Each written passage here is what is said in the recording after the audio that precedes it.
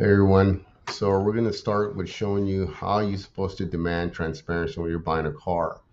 Very simple concept. So we're going to start right off the top. This is what you're supposed to see when you're buying a car. So let's start with the price of the car. $20,000. It should be at book or under blue book. That means you're buying something that's worth the money. Registration. Okay, 350 for the year of registration. This is pretty much a default. It could be a little bit more or less. Now, when it comes to license fee, this is what the DMV requires you to pay when they put into your name for the first time. It does change depending on the price of the car. This one's 131. We're connected to the DMV. $48. This is your standard smog, and then you got the $85 doc fee because it gets charged for us when we print all the documents. Now, taxes. Okay, that's the way I explain it, just to keep it simple. Easy to understand. For every 10,000, you're paying 935 bucks. Okay, we're in this zip code. We are at 9.25. Right. This is your taxes. This is the mafia. Can't get around this. Even though we bought it in the street, you're gonna pay these two numbers, right? Registration and taxes. It's just the way it is. You can't get around that. But this is all you should see when you're buying a car. Okay. Look what it came out the door. See that? 11,487. It didn't go up from 10 to 15 to 18. And that's what happens a lot of the time there. You guys sit there and let them talk to you. You're not doing me a favor. I'm not doing you a favor. Mutual respect. Okay, a lot of money. I'm buying hamburgers here. So this is the two numbers that you're paying. Now, taxes are about 1,000 per 10,000. So if we go to 20,000, see the taxes? It's easy formula. Keep it 1,000 per 10. More expensive the car, more taxes. This changes a little bit, but not that much. Out the door at 22. Next step is your payment. Okay.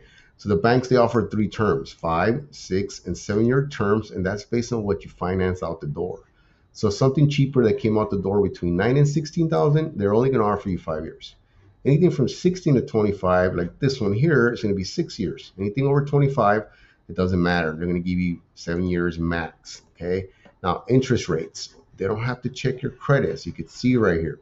You're financing 22, zero down. If you were at 3%, which we're not right now, but if you were, which hopefully get back there again, you're paying $329 zero down. Okay, that's for 6 years at 3%.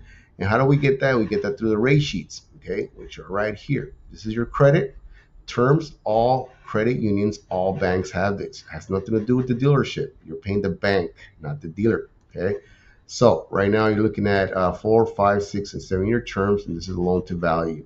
Okay, so if they check your credit, you're 675, you drop to 74. See how the interest goes up? Okay, this is the reason they want to check your credit, because if you're here, now you're 120% of the value of the car, they could rip you off more. That's when they want to, change their attitude, and now they're going to give you the best car, the more expensive, and they don't really care for you. Okay, that's so they want to check it. Don't let them check it. This car here, you're at 3%. Okay, you're going to be paying 329. This is the interest you're going to pay for this car at 3%, $2,201. If you divide that in 6 years, it's about 350 bucks a year interest. Not bad, right? Okay, if you're at 6%, now it doubles. Okay, now you're paying about $600 a year interest, which is still not bad for a $22 loan. I'll take it all day long. If you put something down, which should be optional, if your credit is good and you're in that tier where you don't have to get anything down, then your payment goes down. See that? And this goes down. It's pretty simple.